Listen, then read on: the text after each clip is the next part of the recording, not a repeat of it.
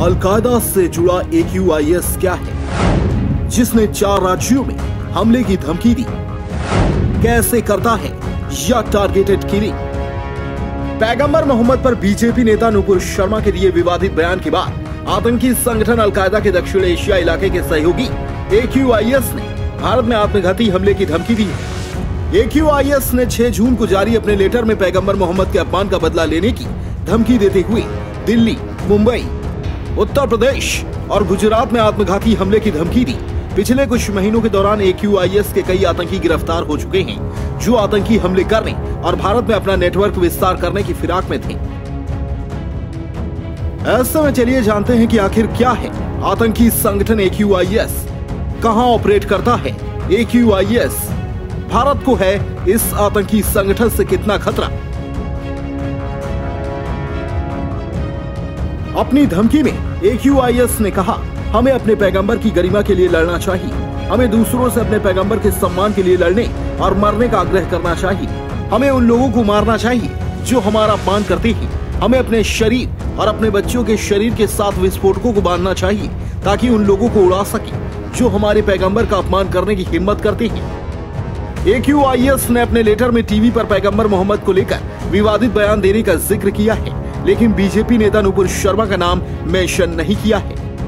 इससे पहले अप्रैल में कर्नाटक में हिजाब कंट्रोवर्सी के दौरान अल-कायदा सरगना अल जवाहिरी ने वीडियो जारी कर कहा था कि हिजाब विवाद पर दुनिया भर के मुसलमान उन लड़कियों का खुलकर सपोर्ट करें जो इसको पहनने के लिए लड़ रही हैं। 9 मिनट के वीडियो में जवाहिरी ने कहा था कि भारत के हिंदू लोकतंत्र में मुसलमानों पर अत्याचार हो रहा है।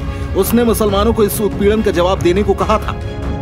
अल-कायदा इन इंडियन सब कॉन्टिनेंट यानी AQIS का गठन 2014 में अल जवाहिरी ने भारतीय उपमहाद्वीप में अल-कायदा का प्रभाव बढ़ाने के लिए किया था। जवाहिरी कुख्यात आतंकी ओसामा बिन लादेन का उत्तराधिकारी है। AQIS वैश्विक रूप से प्रतिबंधित आतंकी संगठन है। AQIS तालिबान की छत्रछाया में अफगानिस्तान के निमरोज, हेलमंद और कंधार प्रांतों से ऑपरेट होता है। अल जवाहिरी ने AQIS के गठन के समय करीब 1 घंटा लंबा वीडियो जारी करते हुए भारतीय मूल के असीम उमर नामक एक व्यक्ति का परिचय कराया था। असीम उमर ही AQIS का चीफ बना था। उमर को 2018 में यूनाइटेड नेशंस ने वैश्विक आतंकी घोषित किया था। रिपोर्ट्स के मुताबिक असीम उमर को 2019 में हेलमंद प्रांत के मूसा कला में अमेरिकी अफगान मिलिट्री ने एक ज्वाइंट ऑपरेशन में मार गिराया था। इसके बाद असीम उमर की जगह पाकिस्तान में जन्मा ओसामा महमूद AQIS का चीफ बना था। रिपोर्ट्स के मुताबिक AQIS भारत, पाकिस्तान, अफगानिस्तान, म्यांमार और बांग्लादेश में ऑपरेट करता है। सुरक्षा विशेषज्ञों के मुताबिक बांग्लादेश में इस ग्रुप का आधिकारिक नाम अंसार अल इस्लाम है। माना जाता है कि बांग्लादेश में हाल में हुए कई प्रमुख सेक्युलर शख्सियतों पर हमले और उनकी हत्या के लिए यह आतंकी समूह जिम्मेदार है। आतंकी संगठन अंसार अल इस्लाम ने ही बांग्लादेश में सेक्युलर एक्टिविस्ट, लेखकों, प्रोफेसर और डॉक्टरों की हत्या की जिम्मेदारी ली है। दुनिया भर में उग्रवादी समूहों के खिलाफ लड़ाई के लिए बने नॉन प्रॉफिट गैर सरकारी संगठन काउंटर एक्सट्रीमिज्म प्रोजेक्ट यानी CEP के मुताबिक म्यांमार में रोहिंग्या मुसलमानों के खिलाफ हुई हिंसा के जवाब में अल-कायदा ने AQIS को म्यांमार में हमले करने के लिए कहा था। AQIS ने सितंबर 2014 में कराची के नेवल डॉकयार्ड में एक पाकिस्तानी युद्धपोत को अपने कब्जे में लेने का प्रयास किया था। संयुक्त राष्ट्र सुरक्षा संघ यानी UNSC द्वारा जुलाई 2020 में प्रकाशित एक रिपोर्ट के मुताबिक AQIS के पास करीब 150 से 200 आतंकी हैं। भारत में आतंकी संगठन AQIS कितना एक्टिव है? दिल्ली में 2015 में 3 आतंकियों की गिरफ्तारी के बाद AQIS की भारत में मौजूदगी का पहली बार पता चला था। दिल्ली पुलिस ने बाद में AQIS के आतंकी मौलाना अब्दुल रहमान कासमी को गिरफ्तार किया था। पुलिस ने दावा किया कि इस आतंकी संगठन ने झारखंड के जंगलों में ट्रेनिंग कैंप बना रखा है। जुलाई 2021 में यूपी पुलिस ने अल-कायदा से जुड़े आतंकी संगठन अंसार गजवत उल हिंद के 2 आतंकियों को गिरफ्तार किया था। पुलिस ने बताया था कि ये दोनों आतंकी स्वतंत्रता दिवस से पहले लखनऊ में भीड़भाड़ वाली जगहों पर हमले की योजना बना रहे थे।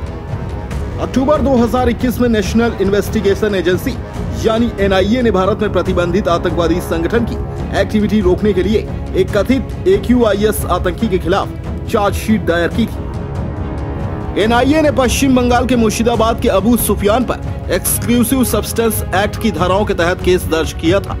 असम में अप्रैल 2022 में बारपेटा जिले से 6 आतंकियों को गिरफ्तार किया गया था।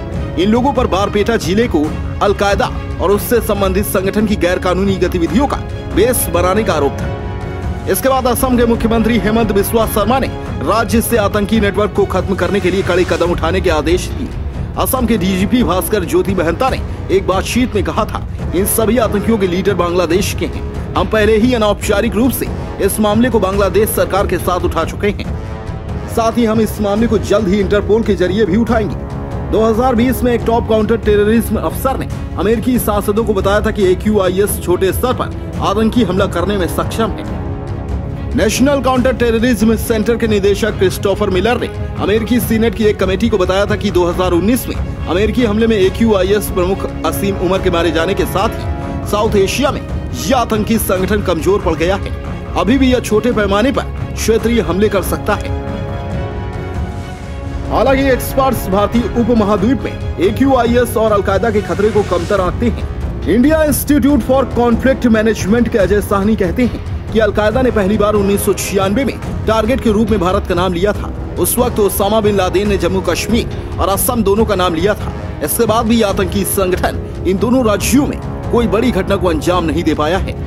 एक्सपर्ट्स कहते हैं कि AQIS अभी तक भारत के युवाओं में अधिक प्रभाव नहीं डाल पाया है, लेकिन यह इस्लामिक स्टेट यानी IS के खत्म होने का फायदा उठा सकता है। इन दिनों AQIS ने भारत में अपनी प्रोपेगेंडा गतिविधियों को भी बढ़ाया है। हाल ही में पैगंबर पर दिए विवादित बयान के बाद AQIS द्वारा धमकी भरा लेटर जारी होने के बाद खुफिया एजेंसियां अलर्ट पर हैं। एजेंसियों ने दिल्ली, महाराष्ट्र, यूपी और गुजरात को इसके बारे में जानकारी दी है और अलर्ट रहने के लिए कहा है।